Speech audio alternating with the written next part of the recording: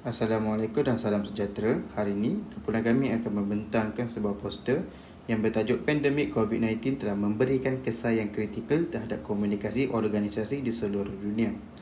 Berdasarkan situasi tersebut, huraikan sama ada pendekatan kontingensi relevan di dalam mengurus pekerja pada sebuah organisasi semasa krisis berlaku serta nyatakan kesesuaian pendekatan ini dilaksanakan. Ahli kumpulan kami terdiri daripada 5 orang dan yang pertama ialah Muhammad Lutfi Hadi bin Muhammad Fadli Yusof. Yang kedua ialah Azwin binti Awang Awan Daim. Yang ketiga ialah Nur Izzati Syahzuani binti Yusof. Yang keempat ialah Suraya binti Muhammad Fazli dan akhir sekali ialah Hanizah binti Mufti. Pengenalan. Pandemik COVID-19 adalah wabak penyakit yang telah melanda negara kita pada tahun 2019. Wabak ini telah memberi impak kepada semua sektor terutama dari segi komunikasi organisasi. Oleh itu, pendekatan kontingensi digunakan bagi mengurus pekerja dalam sesebuah organisasi semasa COVID-19 melanda. Pendekatan kontingensi ialah sebuah pendekatan yang diperkenalkan oleh Fred Frieder pada tahun 1960 dan beliau juga percaya kepada keberkesanan gaya kepimpinan yang berbeza-beza bergantung kepada situasi. Menurut Miner 1980, model kontingensi adalah efektif kepada suatu kelompok dan ia juga bergantung kepada kesesuaian antara gaya interaksi pemimpin dengan bawahannya serta sejauh mana situasi tersebut menghasilkan kendali dan pengaruh untuk pemimpin tersebut. Pertama sekali, pendekatan kontingensi ini adalah sangat relevan dalam mengurus pekerja pada sesebuah organisasi semasa krisis berlaku kerana pendekatan ini memaksa dan membolehkan sesebuah organisasi itu untuk mewujudkan pelbagai kaedah atau cara untuk mengatasi krisis yang berlaku. Hal ini kerana pendekatan ini mempunyai satu sifat yang mementingkan persekitaran dan adalah bergantung kepada pemboleh ubah iaitu variables persekitaran. Jika dikaitkan dengan pandemik COVID-19 yang telah melanda dunia, dalam konteks negara Malaysia dapat kita saksikan bahawa pihak kerajaan telah melaksanakan Perintah Kawalan Pergerakan PKP disebabkan oleh penyebaran wabak yang semakin tinggi. Disebabkan oleh itu, skala aktiviti harian seperti bekerja, bersekolah, beriadah dan lain-lain lagi terpaksa ditunda dan diberhentikan secara tiba-tiba untuk memberi peluang agar penyakit ini dapat dikurangkan.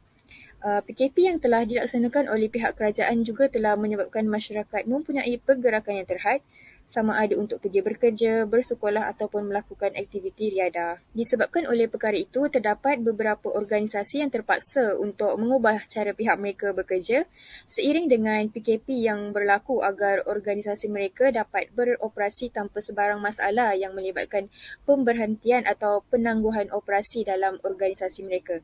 Dengan ini, organisasi tersebut perlu mengenal pasti kaedah ataupun cara yang tertentu yang merupakan jalan yang terbaik untuk diaplikasikan dalam situasi tersebut bagi mencapai matlamat organisasi kerana tidak ada satu teknik pengurusan universal yang boleh diaplikasikan dalam setiap situasi dan keadaan.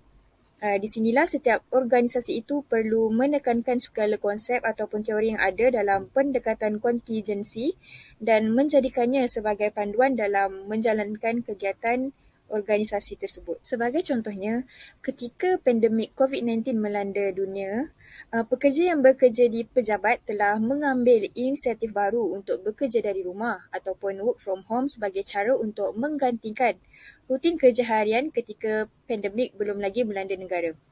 Cara ini adalah amat bertepatan dengan sistem organik kerana ia sesuai diaplikasikan semasa keadaan persekitaran sering berubah seperti mana keadaan sewaktu COVID-19. Apabila seseorang pekerja itu bekerja dari rumah, peranan dan tugas mereka akan sentiasa berubah termasuklah waktu mereka bekerja. Hal ini kerana ketika mereka bekerja dari rumah, waktu kerja mereka adalah secara fleksibel dan tidak terikat kepada mana-mana peraturan. Seterusnya adalah pemimpin dan pekerja bersedia dan beradaptasi dengan krisis yang berlaku. Melalui pendekatan kontingensi ini, pemimpin dan pekerja dalam sesebuah organisasi itu sudah bersedia dengan masalah atau risiko-risiko yang mungkin berlaku di dalam sesebuah organisasi, seperti isu COVID-19. Mereka juga ini biasanya akan mengikuti kursus-kursus atau kemahiran yang mampu memberikan mereka itu bersedia terhadap krisis-krisis yang berlaku. Buktinya pada COVID-19, mereka dapat mengawal dan beradaptasi dalam krisis apabila kerja-kerja mereka terganggu disebabkan pandemik COVID-19 ini. Seterusnya adalah penggunaan teknologi dalam menghadapi sesebuah krisis. James Thomson pada 1967 menyatakan bahawa teknologi merupakan faktor penting dalam teori kontingensi. Melalui teknologi, isu dan masalah dapat diselesaikan dengan membantu mereka meneruskan pekerjaan mereka walaupun terdapat masalah. Buktinya, melalui penggunaan teknologi canggih ketika isu COVID-19 seperti internet, komputer riba dan sebagainya dapat membantu organisasi itu melakukan dan meneruskan kerja mereka walaupun terdapat banyak halangan. Seterusnya, pendekatan ini juga relevan kerana ia membantu sesebuah organisasi itu untuk mempelajari sesuatu perkara daripada situasi tertentu untuk pengurusan masa hadapan di dalam organisasi mereka. Hal ini dikatakan demikian kerana sewaktu krisis pandemik COVID-19, terdapat perubahan cara dalam bekerja sesuai dengan keadaan semasa dalam persekitaran. Perkara ini menyebabkan kemungkinan besar segala tugas yang dijalankan oleh mereka sebelum ini akan mempunyai juran perbezaan yang tinggi dari segi cara atau kaedah mereka melaksanakan sesuatu tugasan tersebut.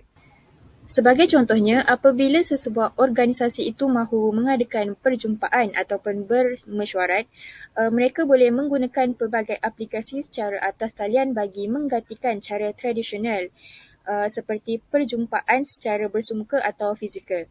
Kesannya, perkara ini membolehkan semua individu dalam organisasi itu mempelajari cara-cara untuk menggunakan teknologi moden.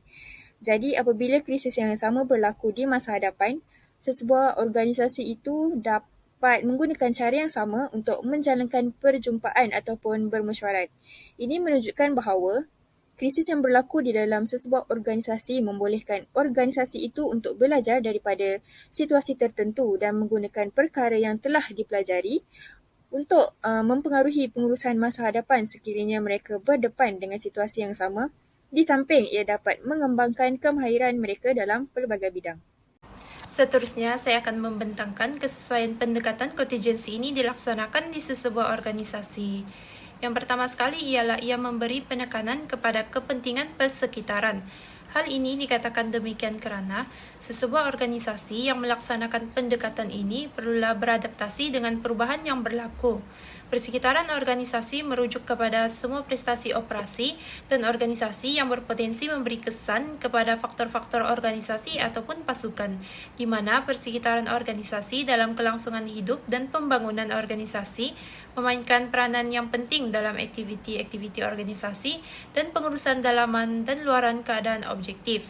Oleh itu, pendekatan kontingensi ini amatlah sesuai dilaksanakan dalam sesebuah organisasi, terutama sekali ketika wabak pandemik COVID-19 ini melanda, kerana ia mementingkan kepentingan persekitaran dan perkara ini akan membuatkan pekerja dalam sesebuah organisasi itu dapat melaksanakan tugas dengan baik dan selesa walaupun terdapat perubahan yang berlaku dalam organisasi mereka serta perubahan yang berlaku dalam melaksanakan tugas yang telah diberikan kepada mereka. Kesesuaian yang kedua pula ialah ia menekankan kepentingan sifat saling bergantung, di mana pemimpin yang mempunyai hubungan yang rapat dengan pekerja, dihormati dan disukai adalah lebih mudah diikuti oleh pekerja. Oleh itu, pemimpin dan pekerja akan saling bergantung dalam menguruskan sesuatu organisasi. Sebagai contoh, pandemik yang melanda dunia pada masa ini telah membuatkan semua organisasi terpaksa melakukan perubahan sama ada dari segi kerja dan pengurusan. Perubahan yang berlaku ini membuatkan pemimpin dan pekerja perlulah saling bergantung antara satu sama lain untuk menjalankan organisasi mereka daripada terus merosot. Seterusnya, pemimpin yang bergantung kepada pekerja untuk melakukan tugasan dengan baik dengan hanya melalui melaksanakan sesuatu kerja daripada rumah masing-masing. Perkara ini membuatkan mereka saling bergantung antara satu sama lain, iaitu melalui komunikasi yang baik daripada pemimpin dan pekerja agar tugas dapat dilakukan dengan teratur dan baik walaupun tidak dapat berjumpa secara bersemuka. Oleh itu, pendekatan kontingensi ini adalah sesuai dilaksanakan di sebuah organisasi disebabkan oleh ia ada menekankan kepentingan sifat saling bergantung. Jika sifat saling bergantung itu tiada dalam sebuah organisasi, ia akan membuatkan sebuah organisasi itu gagal dan tidak berfungsi, terutama sekali dengan keadaan pandemik yang sedang melanda dunia pada masa ini. Okey, selain itu, antara kesesuaian pendekatan kontingensi ini dilaksanakan ialah mengutamakan komunikasi dalam sistem untuk tujuan memproses maklumat daripada persekitaran. Norma baharu dalam pekerjaan ini telah muncul akibat daripada kewujudan COVID-19. Ini bagi memastikan segala prosedur serta tindakan berkaitan dengan tugasan melibatkan semua pihak berkepentingan dapat berjalan dengan lancar dan juga berkesan. Okey, akhir sekali, antara kesesuaian pendekatan ini dilaksanakan ialah suatu organisasi itu dia perlulah mengubah corak dan juga bentuk sesuai dengan proses pengadaptasian. Okey, hal ini dikatakan demikian kerana pandemik yang melanda pada ketika ini telah membuatkan semua organisasi dia terpaksa menghentikan operasi mereka untuk sementara waktu dan mengikuti SOP yang telah disediakan oleh kerajaan. Kesimpulan, pendekatan kontingensi adalah sangat relevan dalam mengurus pekerja pada sesebuah organisasi semasa krisis pandemik COVID-19 melanda. Hal ini kerana pendekatan kontingensi mempunyai pelbagai kaedah bagi mengatasi krisis yang berlaku serta ia juga mementingkan penggunaan teknologi dalam menghadapi pelbagai cabaran. Selain itu, organisasi juga berpotensi untuk mempelajari sesuatu yang baru serta pemimpin dan pekerja tetap bersedia dan mampu beradaptasi dengan krisis yang akan berlaku. Seterusnya, pendekatan kontingensi juga sesuai dilaksanakan kerana ia memberi penekanan kepada persekitaran dan pendekatan ini juga mementingkan komunikasi dalam sistem bagi tujuan memproses maklumat yang diterima dari persekitaran. Jelaslah bahawa pendekatan kontingensi banyak digunakan oleh banyak sektor bagi meneruskan kerja-kerja walaupun COVID-19 melanda.